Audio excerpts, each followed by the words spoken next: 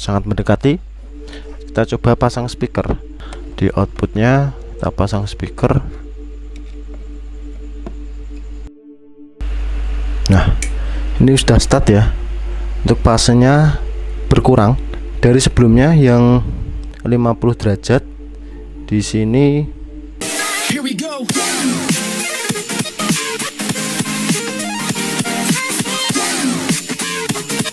Oke guys, di video kali ini saya akan membuat sebuah rangkaian external clock sinkron untuk amplifier kelas D. Seperti ini ya PCB-nya. Ini PCB dari jlcpcb.com. Ini PCB-nya. Kita buka. Untuk PCB-nya ini saya desain 6 layer seperti ini. Ini PCB-nya.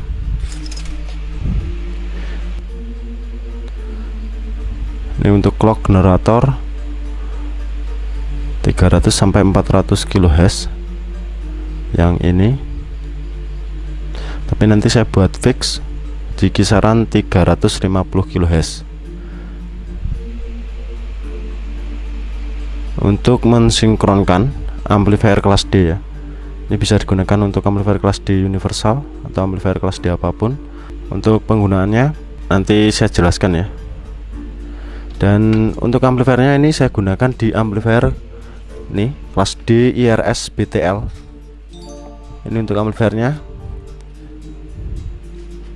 Sebetulnya ini sudah saya sinkronkan, cuman hanya menggabungkan antara pin sinkron ke sinkron, jadi tidak menggunakan clock generator. Kalau penggabungan sinkron seperti ini masih bisa berbeda ya, antara frekuensinya ini masih bisa berbeda, atau fasenya juga masih berbeda. Kalau untuk BTL itu harusnya fase dan frekuensinya sama, paling enggak frekuensinya sama antar channel A dan B. Dan ini nanti saya pasangkan di sini. Ini sudah saya sediakan pinnya. Ini untuk tegangan plus, di sini ground, plus supply utama ya, di sini ground. Kemudian ini untuk sinkronnya, pinnya yang ini. Nanti seperti ini. Untuk kelas D IRS BTL. Dan ini PCB-nya 6 layer. Ini saya desain menggunakan aplikasi ACEDA. Untuk desain PCB-nya seperti ini. Dan skemanya, ini skemanya menggunakan IC LM311. Ini fungsinya dia mengeluarkan sinyal kotak sebesar 5 volt peak ya. Ini diinjekkan ke bagian komparator kelas D. Seperti ini. Ini untuk setting frekuensinya atau speed PWM-nya di sini. Kemudian untuk supply-nya nanti saya ambil dari tegangan supply utama. Kemudian menggunakan rangkaian R-Sun regulator. Ini resistornya, kemudian zenernya di sini. Saya menggunakan zener 5,6 volt dan elko dan kapasitor untuk PSU-nya. Untuk tegangan mainnya ini referensinya ke ground, jadi lebih mudah.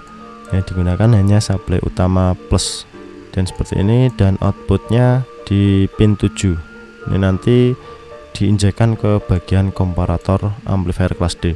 Ini bisa digunakan di amplifier kelas D yang self osilasi.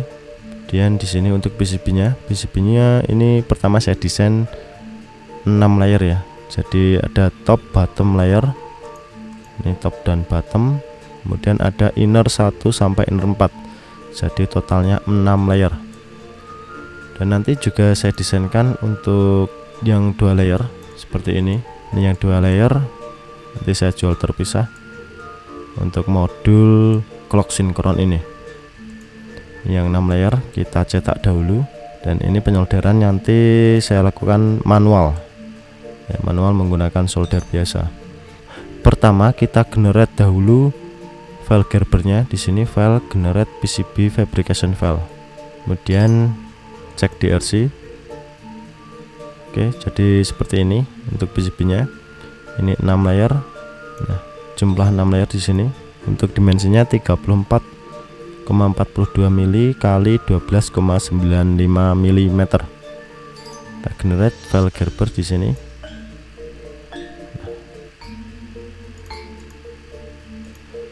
Setelah itu kita pergi ke jlcpcb.com untuk cetak PCB-nya.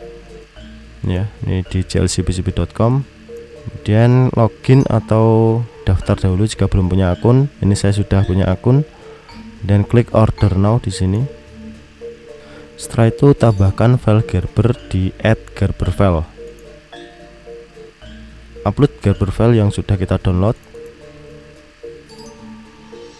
Tunggu proses uploadnya sampai selesai. Nah, ini sudah terupload dan ini 6 layer. Dia langsung masuk ke Advanced PCB atau PCBA. Ya, terisi otomatis 6 layer High Precision PCB. Jadi sangat presisi untuk 6 layer sampai 32 layer. Kemudian dimensi sudah terisi otomatis seperti tadi. Untuk order pertama saya order 5 piece ya. 5 piece PCB.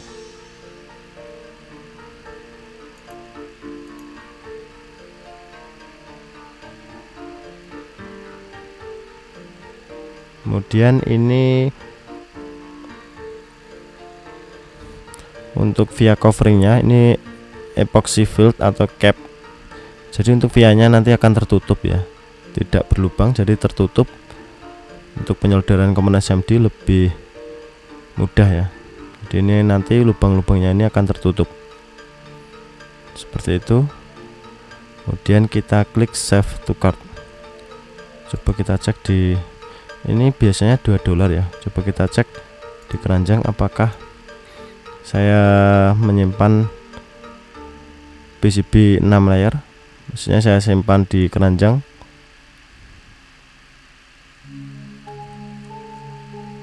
Ini mungkin ini saya hapus dahulu.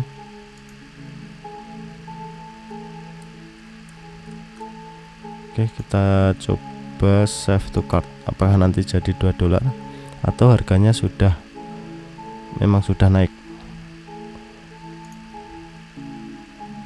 Nah, ini ya, ternyata dia langsung ke $2 karena tadi saya menyimpan keranjang yang ada promonya ya.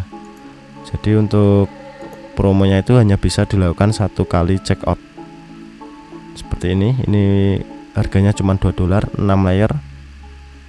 Kemudian kita klik centang, lalu klik secure checkout di sini. Oke, kemudian isikan alamat pengiriman. Kalau sudah, klik continue. Lalu pilih pengiriman. Ini yang paling murah, e-pos di sini. Ini hanya $1,46. Jadi total harganya $3,46 beserta pengirimannya. Kemudian klik submit order.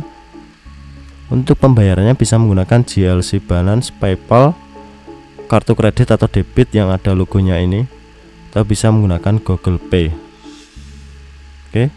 Setelah itu lakukan pembayaran di sini dan tunggu PCB-nya sampai datang ke rumah. Biasanya kalau datang di tempat saya itu kisaran 1-2 minggu. Kalau menggunakan e-pos biasanya ya 2 minggu lebih, nggak sampai 3 minggu. Oke, lanjut ke video perakitan. Oke, lanjut kita solder komponennya. Berikut ini komponen saya beli dari lcsc.com. Ini komponen ukuran 0603 470 PF. Ukurannya cukup kecil segini. Nih komponennya. Ini saya akan coba melakukan penyolderan tanpa menggunakan timah cair. Jadi langsung menggunakan timah dan solder biasa. 470 PF di sini. Jadi saya menggunakan alat bantu pinset seperti ini.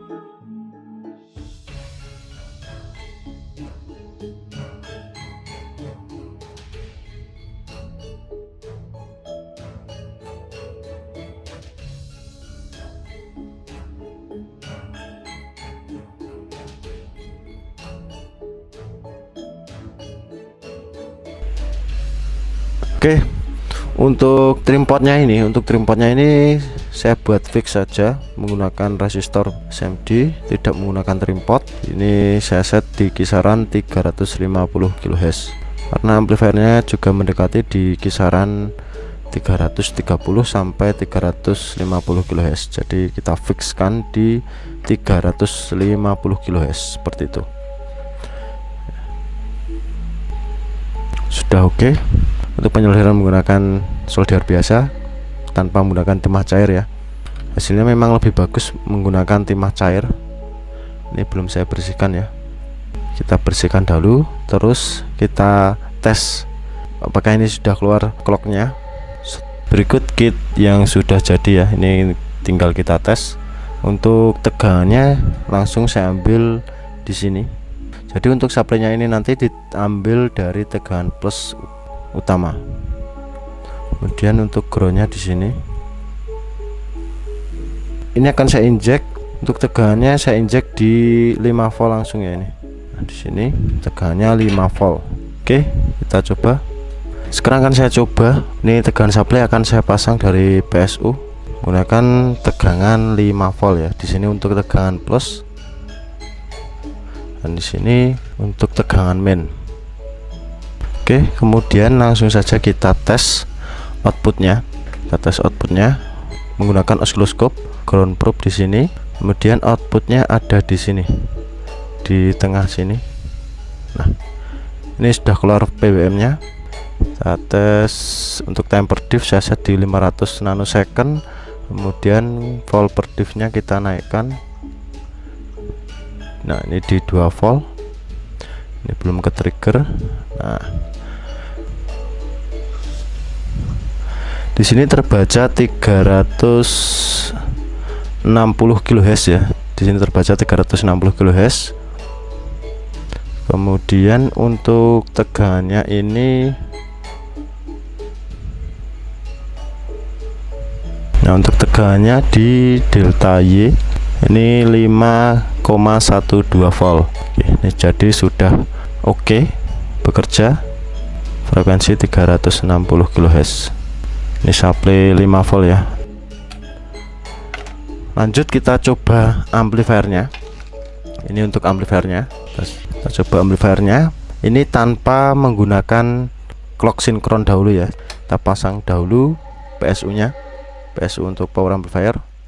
Untuk IRS ini pastikan keadaan menancapkan seperti ini. SMS jangan keadaan nyala atau ada tegangan di atas 30 volt.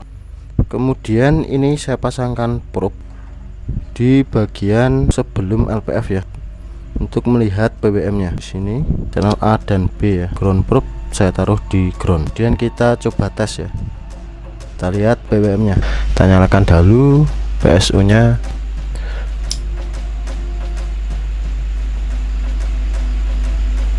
Ini sudah tanpa bias. Jadi cukup supply utama, power amplifiernya sudah bisa start. Ini ya. Di sini frekuensinya sama 341 kHz. Ini pas ketepaan sama ya. Cuman di sini ada delay di channel 1 dan 2. Di bagian channel A dan B ini ada delay kisaran 418 nanosecond. Kemudian untuk pergeseran fasenya ini 51 derajat ya. Ini naik turun. Ini kalau dipasang di speaker enggak ada suara aneh karena frekuensinya sama, sangat mendekati. Kita coba pasang speaker. Di outputnya kita pasang speaker.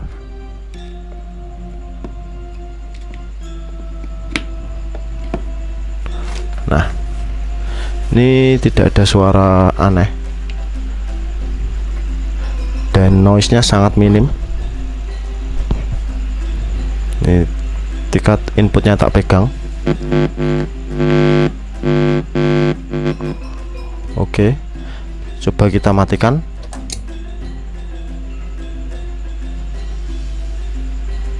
Gak ada suara aneh karena langsung terputus ya relaynya ketika off.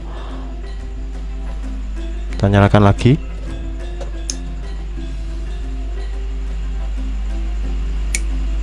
Nah, juga nggak ada suara aneh. Sangat hening ya ini. Ini mikrofon saya dekatkan dengan speaker, tidak ada suara noise maupun dengung. Oke, sekarang kita coba tambahkan clock sinkronnya. Kita matikan dahulu.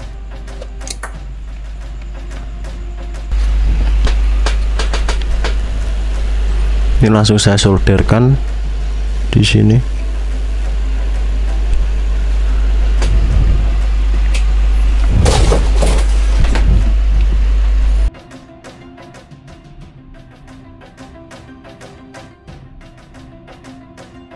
Oke, sudah terpasang. Lanjut kita tes. Kita nyalakan PSU. Bismillah.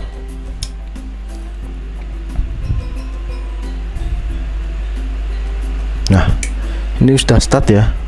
Untuk fasenya berkurang dari sebelumnya yang 50 derajat. Di sini tinggal 14 derajat ya, dan delaynya 100 nanosecond. Untuk speednya sama 360 kHz ya, speednya sama 360 kHz keduanya.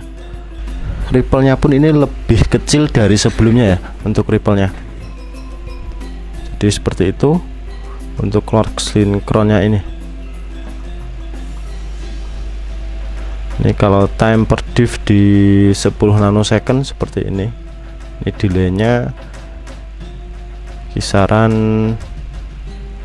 14 derajat, lebih kecil dari sebelumnya tanpa di clock sinkron, dan ini speednya akan di 360 kHz terus. Untuk selisih fasenya juga lebih minim.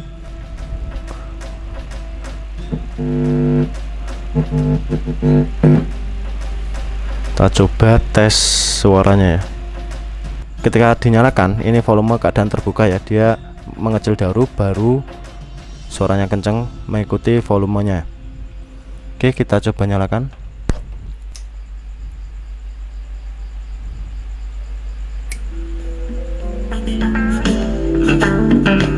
Nah, suaranya pelan dahulu baru kenceng.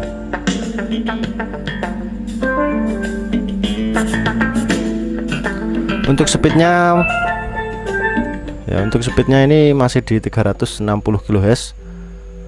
Kemudian untuk ripple-nya ini juga lebih kecil. Jadi kita coba cek ripple out ke out. Ini ya, ini untuk ripple output ke output ya.